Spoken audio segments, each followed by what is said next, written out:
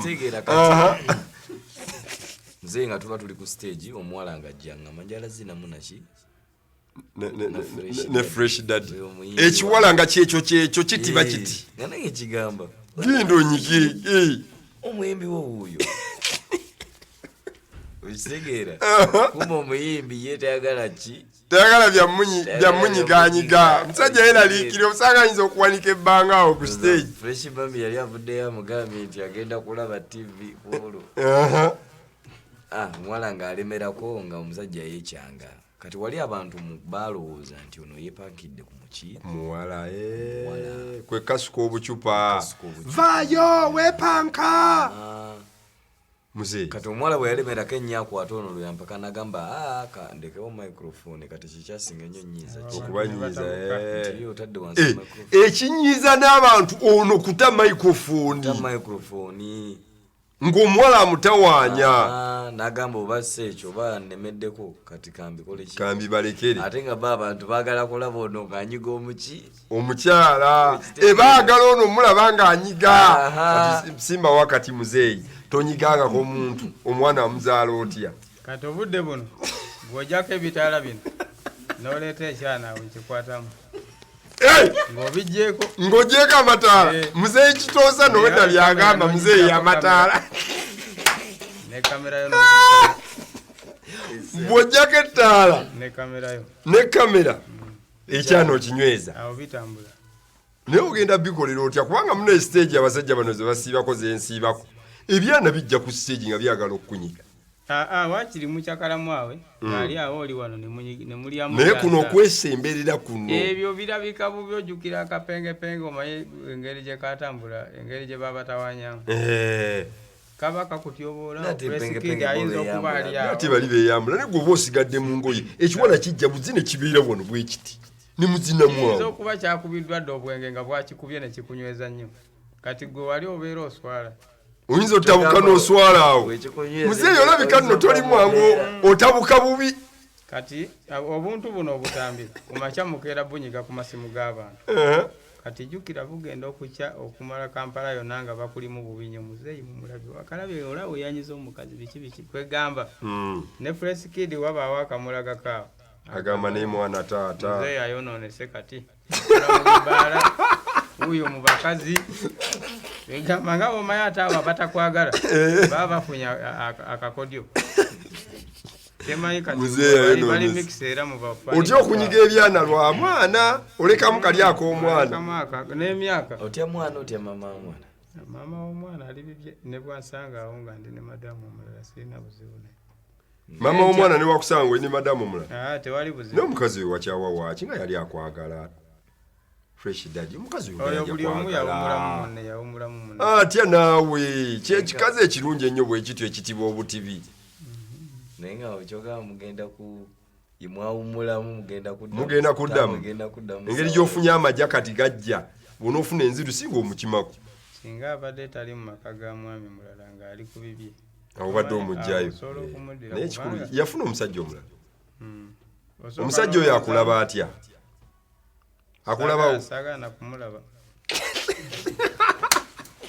yakutema ennamba nno wali tomalaako ebyo sisobola kumanya naye saagala mulaba ye nenze ng'owange njagala omulabako ne mubonga nako siina buzibu anti ebyammwe birabika byali birala nebyange n'oli byali birala nnyo okay kale no problem fresh daddy bannange onyimidde so kati olabira ddala ng'omuziki gw'olina ogutwala mu maaso kanako obucupa bwe katambula ennyo olinayo akalala banakola bwekirala nga tukikola muba tebakozeewo kirala nga ffe tuyiiya nga bwe twayiiya amaziki kati babeere beegendereza obutakukolera nnyimba so buli kye bakola ojja bakuba bwe banakuba akawunga ng'oleeta kawunga songa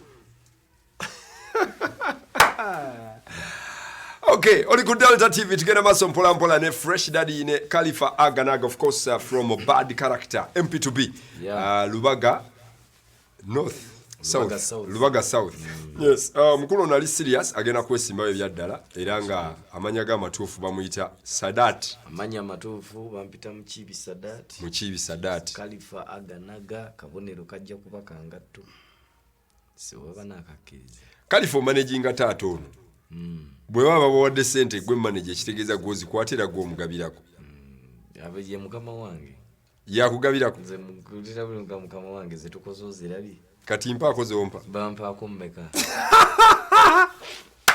kisoboka nga gwe manager sebo manager gw'ogabako manager nze managing company gye bayita Fresh Daddy Fresh Daddy ye company nene eyampa omulimu okugitambuza akusasula bulungi Fresh Daddy awo kambatangazeemu kuze ebivulu yansasula bwe tuba tufunyeyo ofa bwaffe nga bwomanyi nti kati oyinza otuwaayo dola nga 1,000 awo awo nze mugabirako kati nga zino eza nsereko ze yabawa awo guwa mugabirako naye ez'ebivulu yakusasula yampa kubanga yakwata emirimu alo Katongole wangi taata webale kuweereza kale baaba laga pipe Kenzo laga paipa Cyber Kenzo ya sister aha naye kansooke neebaze Khalifa Aganaga MP wange omanye ezuwa Rubaga South ese nze nyina akalulu ka Aganaga ngayina oyo we twazirunda okay bwekiri nze kansookere ddala neebaze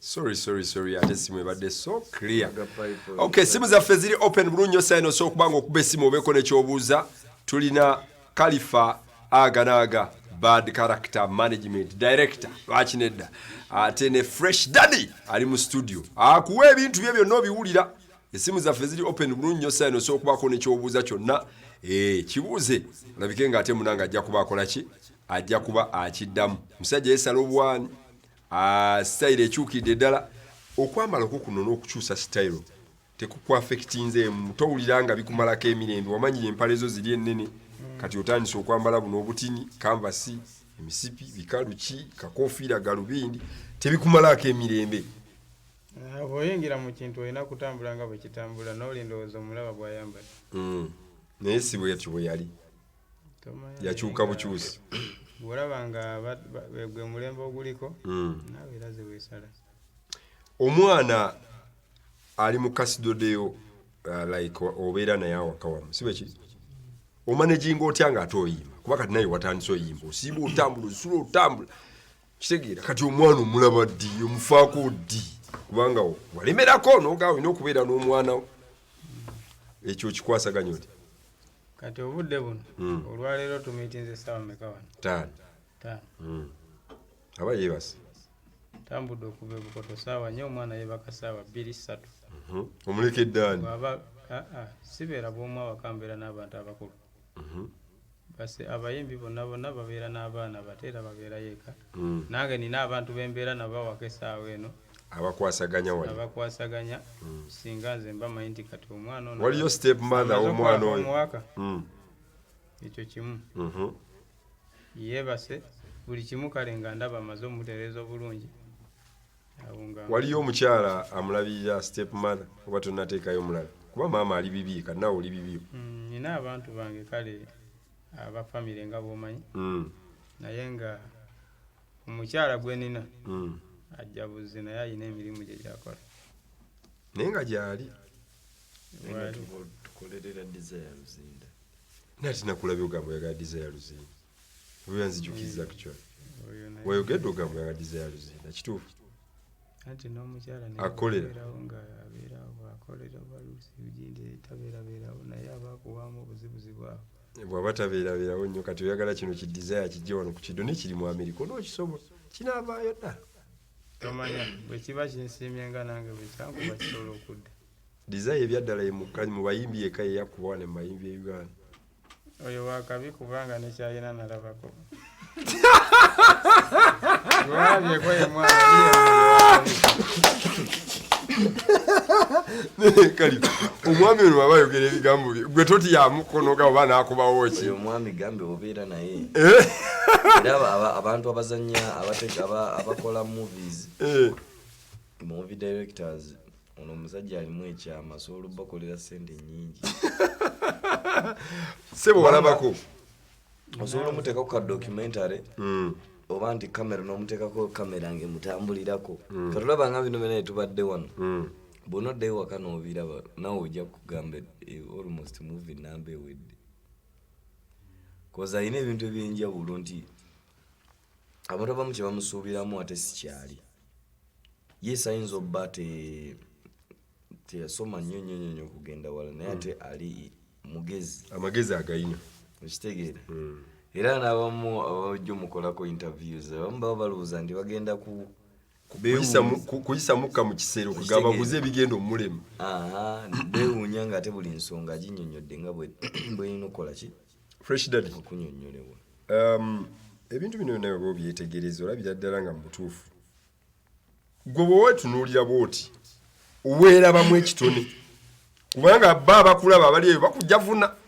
bagamba oyo omusajja biki ebyo biki manyi bannayuganda naye bati basooka kubajjavuna abantu wano ate ne bafuuka netandika okufuukira ddala betabu ne babeererawo ddala gwe weerabamu talenti gwe nga gwe omanyi omuntu oba olina talenti ogyewulira kati nga bwolaba nti Usain Bolt amanyi adduka emisinde nga bwolaba abantu abasamba emipiira abo abasamba Ronaldo amanyi alina talenti oba Messi asajja abasamba omupiira bagyewulira kati essa eno aganaga naye agyewulira si bwe kiri agyewulira nti omuziki agumanyi alina talenti gwe naawe ogwewulira kati mwekyo sijja oba jasi ogamba wetuyitira ekikulu amazike gajje kati mwekyo talenti tuli mugikuleetingawo ate era kakasanga tumaze ogitondawo wadde nga tebaddeewo kati tugitonzeewo kubanga oba wandabako ku Freedom City kyenakola tekyali kibi nnyo ate nga tugitondawo butonzi kitegeeza esobola okubaawo yadde eyabano baava nayo mu buto eyange eyiye etandise okitegedde kwega talenti esobola okutandikira ku myaka gyonna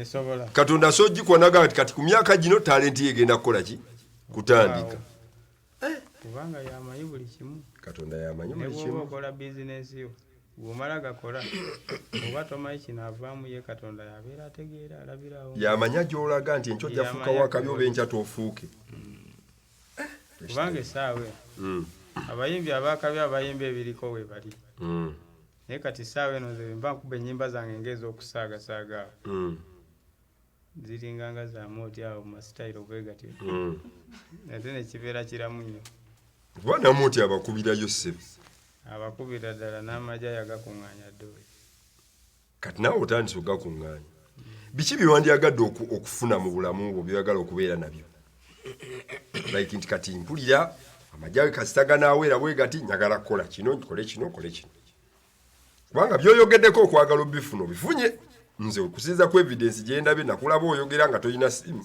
byakabi ogiyina emmotoka nogayaga emmotoka yayingira dda famire etambuza omwana kati biki byotunulira byogaa nti kati mutuufu njagala bino ate ekisinga okuba nti kibulako okuba nti tuzimba amaka ag'omulembe mwe tugenda okukuliza abaana bonna ne ba Face Kid bonna batereere wamu nga ne waba waliwo akazibu awaka abantu bonna ne batuuka awaka bamanya nti gano ge maka omuzaalwa superstar katusooke tufuneyo essimu ndoozange emwe waliwo wakuba hello Eta TV tukole. Esebu. Amsa promoter Steelman. Promoter. Ya wangu la mpaso kwa pastor Ebombo. Esebu. Ngatenga ndi munaluwero ngakikyusa. Fresh Daddy omulaba. Kati bedawa Fresh Daddy atenga munaluwero munanga atenga nasomera ku Royal Boys. Family neyongera. Ne mu byaddala. Musajja wa kabinyo. Agende maaso. Agende maaso kyayagala abakyagala ate kituufu kiraba. Buli lwokutambula olugendo nga lwakaserengeto kwokka tusobola kumalako naye kati bw'osangamu obwo obucupacupa obutonotono bwe busozisozi bw'olinneyo mu nsi tubisangamu. Kitegeeza ekintu kyaliko kituufu nnyo. Nze kyeniyinza omugamba omuziki akola omuziki nga wakane comedy kubanga ola mu mbeera eyo okimanyi ne waba ayogera mwogezi wano ng'omubuuziza akabuuzo asobola okuwa ansa ng'ate mu byeddala nnyo okusesa oba oyagala oba toyagala tetuba tuli mu kufa nseko dizayina we agende mu maaso tannamutomezaamu wadde kwega dizayina mutuufu oyo gwolaba gwasalako ye aganaga dizayina manager buli kimu Fresh manager naye wa Tabbu nno mu ngeri ye. Ate oyo muzibu nnyo. Fresh manager wa Tabbu naye fresh manager tinjawulo omugamba. Ajja asaliko ku ground eno gye tuli. Lwaga sasa kintu akikwate naki. Nalo. Kati fresh dali kyenyongera okugamba. Butuni buno tugenda buwuliriza. Kati tuyinza nkalaga akalala aka Tabbu. Tugatte ku tuwere nga tulina gundi 3 then tulayo nga tukola concert mu maaso awo. Basita lwaki tetujja. Kwega mwagala agende wa concert agiteekewa. Agenda kukola ku Nimrodi Beach Luwero kuba kifo ekisobola omala abawagizi be. Okay. Abeeruwero bo bakubyeko bamuwagira okukamala. Era n'amala gy'ekikyusa so bamutimbira ebipande ate nga n'ebbaala eyo ewuwose. Ate eyo wa Tabbu nnyo baaba. Naye wa Tabbu nnyo wansasadde n'ekirala. Kyempya abantu kyamukomplainingako sebo bw'abeereyo alabisa fresh kid. Atuma agenda ongulire kano ku maduuka ate ng'oli star. Bwe kiba kituufu ekino toddamu kikola muganda wange si kirungi wadde oli gwe omulaana oli superstar. Mukama wange ekyo bakulimba kubanga newe tubeera tuli mu apartment teri dduuka awo kiba kya Tabbu oba tokikola oba wa Tabbu nnyo naye oba okikola kikyo kisazeemu kuba si kirungi. Okay, tweyanza nnyo. Promota tutuma ne wakalu. Weebale nnyo. By the way olugambo lwayita nnyo. Ti omwana omutuma ebinyeebwa agenda ogula essukaali. Tuli wakati mu apartment yadde nga gye tupangisa sa apartment. Teri dduuka nalimu liri kumpi awo asobola nagenda oli omwana ne bwalaba omuntu bw'ati.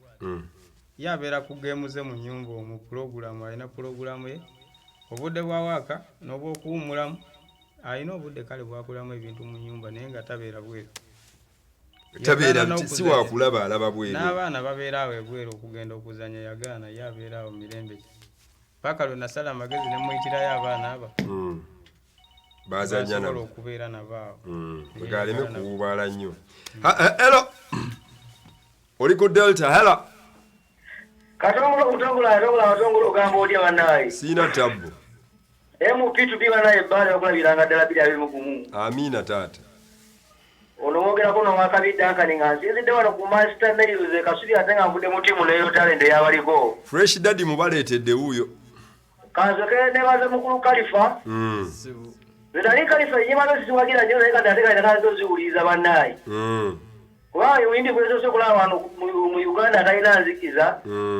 Ye musajja yagaliza ekintu kirungi kyo kyakoze bannaye okwata ku Fresh Daddy. Ate kino kanzoke ndagaze mu bannaye. Abantu balema okugezegerera emirimu kati ogwo mulimu gwa Kiita Kisongo buli musimu biri. Mubaze bwe bagwe nkola ndakuzimbamu amaka gange n'abanange mbaweereddemu nalwo kyewalekera ozalazala emirimu bannaye. Ate Fresh Daddy ne mwebaza yebaze kubeera musajja muvumu. Yalaze muvumu awo naye ate muyimbi bala yadde adduka ekikumi abadde bakanyuga obukipa era alikuwa musajja ate nga mutesenkanya. Ate alukubyemu na luyimba. Nga yatubeeramu wagira bannaye agende mu maaso n'ekintu ekyo. Okay. Omanyi bannayuganda balaba omuntu avaayo bafuna enzikiza n'ekyo kimwebalizaamu abeere musajja mugumu. Ne Khalifa musajja w'amaanyi mwebaliye ekintu kyakola ekyo. Okay. Tubeera bawagira nsigadde Duncan ku Master Nails Kasubi. Weebale nnyo Duncan ku Master Nails Kasubi. Abantu babeera n'enzikiza. Tonagendako Luweero bayimbirako. Osuubira otyayo oba oyagala okubeera ekivvulu. Manyi osobola okutyayo ssebo. Bo bayinza obutakulaba nga nabbi. Ne bakutwala entyagiri. Offe twakutuma kusiga njala ate kati oli mu kuyimba vva wano genda ddayo eyo aganagawo. Ekyo kisoboka era nkirowooza. Twekaza naye nkirowooza. Bayinza okutwala entyagi. Basobola naye bwe twongerako katyuni akookusatu. Awo tujja balumba. Bajja kukkiriza. Bakambuwalenga eno bwe tubakuba omuziki. Tewafunayoko ku masimu agava eruweero nga bakkangakanga n'okwogerera agagamba aganje ennyo. Kale nga bw'omanyi nti eri waliyo babulaza be nalekayo. Bayinza okugambagamba naye Luweero yonna erimu abantu emitwalo emeka. Mitwalo mingi. Kati emitwalo gy'abantu egiri mu Luweero tosobola kuŋŋamba nti bonna tebanyumirwa. Mu ekyo we nkugambira nti nsobola okugendayo. Muntu ki mu Uganda gwe weegomba okutuukako gwe tosuubira kutuukako mu bulamu bwo? Owakabi okugeza nga mu byaki mu bya oba byabufuzi oba kati nga olaba pulezidenti kabaka baani abo bonna bakabi bonna abali mu Uganda kati. Nogamba butuufu naye neegomba kati okutuukako katugeze nga Pulezidenti Museveni mukwateko mu ngalo. Ekyo nali nkyegomba nnyo naye kati ndabika ndi mu lugendo olutuuka yeeyo. ate okugeza ng'okutuuka ow'ekitiibwa Katikkiro wa Buganda ne mu miitinga ne twogerako naye oyagala kutuukayokko n'omukulembeze w'eggwanga kale bona waggulu awo abwemba kumenyedde abo oyagala obbatuukako obabuuzeeko afazaali obakwateko mu ngalo genze Fresh Daddy ow'amazike. Okay, Rasta tugenda kufunayo akayimba k'amazike then tukomewo n'obugambo obutusembayo obutonotono tusaba okulola oluyimba lwa video y'obucupa then tufune obugambo obusembayo bwa Khalifa Aganaga, of course manager Bad Character. Tuwa oluyimba lwa mazike then tukomewo tusaba okulole obucupa. Another improvement. That is my comment. Nyambanti, that is another improvement. So meaning a third song would even be more better than even this one. So kitegeeza omusajja agenda maaso ajja tuuka ekiseera ayimbira eddala ekintu ate mutandika okwerabira byonna byayiseewo nga eri teyaliiyo yali talina nakubeerayo kasajja kayimbira ddala kasajja kajja nga akasaaga luwere erina ebitono akasajja kaali ka cutex nga keebuzaabulize era tuli wano nganze nina omulanga gw'abantu abo babiri betusaba kolabo tusaba Kenzo kolabo ne David Lutero kolabo. Fresh Daddy twagala kwaba babiri lugendo okuba oluyimba olwokusatu nga kolabo egenda ba kolabo twagala Kenzo gw'onosooka omuwa kolabo kikola kiti nze yange ejjo sembayo kubanga nze bwe muwasagala mubika bafani bayinza okunjagala nze yakole kyobola nebbanga eryo nabadde siteekayo music nga njagala asooke abukuuke bulungi abantu bamutegeere then awo nze nange nkole ki olyoka oleete. Okay, that is very good. All right, tuweekoola omuyekayeka tulabike nga tumaliriza olwakadde kubanga ssaawa zo tulina okgenda ku show sibe kiri eweziweze musana tebabasse wedda bakuba wanje mbalamusiza bassebo kale bambi kakati nze ku mulama guno mbadde njagala ku encouraginga Fresh Daddy kubanga ffe kati nga ffe twasoma degrees tutuulidde kati waba ye ayina engeri gy'afoojinga obulamu mu maaso agende mu maaso bino ebirala samasama bijja bbaawo naye ye agende mu maaso atasigaza n'empisa naye agende mu maaso kyakola si kibi. Okay. Tuyanzanyo. Gadde Annette Emuyenga. Thank you so much. Watch encouragement yakabi nnyo. Okay, Fresh Daddy. Bannayuganda kiki kyosobola okubanga obalekera but before nga tonna kitugamba kisembye ekibadde ku chat ennaku zino ekibadde ku net nga bagamba nti not even nga bagamba mutabani wo ng'azaala wa byoyimba agamba ye tabitegeera tebimunyumira bimubowa kiri ku Facebook oba gwe kennyini wamuwulidde akyogera tamatira byoyimba tabitegeera bitiki tabyagala wamubuuzizaako ku music wona ayina abaako kyeyagambye oba ayina kyakugambyeko ko tinye Daddy lwaki oyimba si byagala byokola biveemu mwanyumizaako ku mboozi y'okuyimbaako ne mutabani we kale tunyumya naye ate ekyokuyimba takikoonako tunyumya ku birala tannakubuuzaako ku nnyimba gwe tonnamubuuzaako nti ennyimba zange waziwuliddemu mpozi kukanako obucupa ako ku makya namugambyemuko n'agamba nteeramuko n'akawulira nemuteeramu n'akawulira n'asekamu awo naye n'akubamu katono nnyo maye ye naye akwata mangu n'akayimbamu awo n'agenda mu ddiiro n'ebbaaga ye n'agenda kusomera n'atabaako nnyo kyayogera ku taata era komenti nze ku kayimba era ebya music otannaba bikomentingako nga muli naye awo oba bwe bamuwa interview agamba taata oyo byayimba sibitegeera awo ayinza okuba wabaawo password ey'amawulire era naye ng'akola mawulire nga bw'omanyi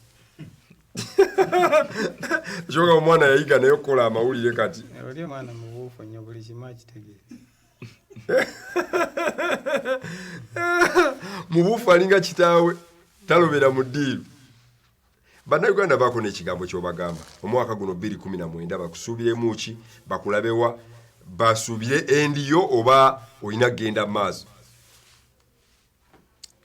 Abawagizi abatuwagira mwenna abalungi mwebale kutuwagira mutwongeremu amaanyi Fresh Kid Uganda ge madaala agaliwo obudde buno okuva n'omukulu ono gwankuteko naye ng'emabega eriyo Fresh Kid Uganda Superstar.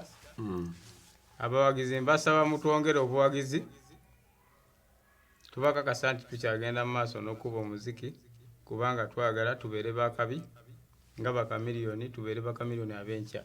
Fresh Daddy twagala kikubamu ate tuveewo kano wakajja wakano wakakola mukozi awo nga tobitegedde wakakola ngedda oba waliwo yakakulagirira kakwata olaba Bobi Wine yakakola namanya kafuuse ettabu ka challenge ko kajja buzinga olaba nti bino ebintu nagambye biri mu Katonda. Twakuba ka challenge nga kakusaaga era twali mu lutalo lwe Dubai olwo mbandi ku radio Simba wali omulenzi nangamba wa Abani Gundi nangaja tugende ebero mpeyo kagundi ka interview ni tutandika yo nga yalaba yagala okufula omuzeeyo omuniga nekakwata amawanga mpaka obuli wamu. Kitegeeza omukisa mutabani wo gwayina guveeno wa taata oli mutuufu kati abawagiza batwagira kemba waayo bw'oba olina omwana wo tomulemesa bw'omulaba ng'ali mu katalenti olina muyambako buyambi so si kumulemesa kubanga nange singa nalemesa Fresh Kid oyo tomanyi oluusi sandibadde wano ne nange nalwanako kasana mulabamu kye mulabamu ng'ono bwe yakindabyemu nti ndabika nimuwaaka nange omwana namulaba nga ali muwaaka ne muteekamu amaanyi awo nga nina engeri gy'ensala makubo agasobola okumulaga nti yatambula n'ekyo era n'akitambuza bulungi. okubonamu kabisi kabiya ko kanema okwakaza onywa biki kati soda tunywayo ku busoda soda oba mazzi kawayini tonywa nako tonywa katamiiza konna vitamiza sikwatako kasigala sigala toyo sagala ate kano oyinza okuluma biri n'onywako waliwo batanywa sigala ng'akukuba kanywa gomanyi nti ne mutabani we balowooza mbu akakuba ako kababanda ako ng'alina engeri gy'atunula bw'ati baga omwana alayika akuba akabanga oyo yazaalibwa bw'ati bw'abeera nga bw'atunula ye bw'ati bw'atunula oyo Kalifa takoona kantu ako simugendereranga nnyo mutambulirako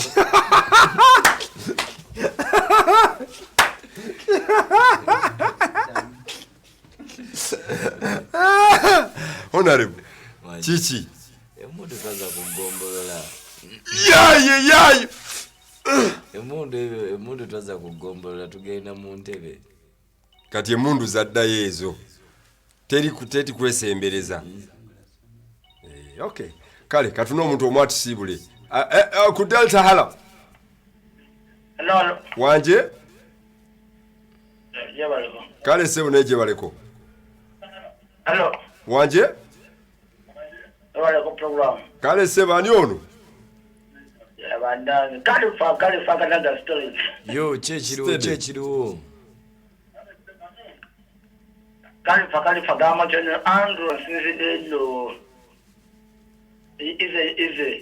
ize genda maso Fresh Daddy wakabi mugende maso makube okay tuyanza nnyo tugenda kusuka wao bannange balina ogenda ku show wali eri nakulabe so abantu b'enakulabe mubalinde mumanyi bonna kati bataddeko TV babeera nnyo ku Delta TV Mega Dose babagira bawona mugenda okubawona mugenda basanga bagamba tubadde tubalaba wano muna abasonyiwa bakeereyemu babadde wano nga tulina okwogera ku nsonga zino zonna naye nga temweralike ab'enakulabe Fresh Daddy ajane aganaga bagenda bakuba omuziki kubasekula paka ku macha but thank you so much okubeera ku show bannange bwe bali nnyo bali eddala tugenda kukoma wano bwe tukigadde olunaku lwe tugenda kwongerako nebazannyo sibyangu Standard Hotel batandika sene mu program eno sibyangu Dairy Supplies ne mikonja afa balungi nnyo aba Dr. Mukulu Bakitonsa Habo Group mwe bali nnyo okuteeka mu sente noti 7 noti 7 mwenda emu noti 7 mwenda noti 7 5 mwenda yesimya kitonsa 1,200 gyokubako noti 759 1,200 nga kitonsa Habo Group ojja kuba wafunira ddabulu nnyo. Friends of God Garments nabo bafuna liri ku Namaganda Complex genda bajja kuba amasuuti agakabi n'engoye ezakabi. Others twagala obagaliza olunaku olungi nga abagenyi baffe bajja kuvayo batu launching the video yaabwe video empya ya Khalifa Aganaga from Bad Character mugenda jinyula akayimba bakayitani akayimba bakaita Kiss and Tease. Kiss and Tease. All right. Yabana baleke akayimba kano Kiss and Tease. Kiss and Tease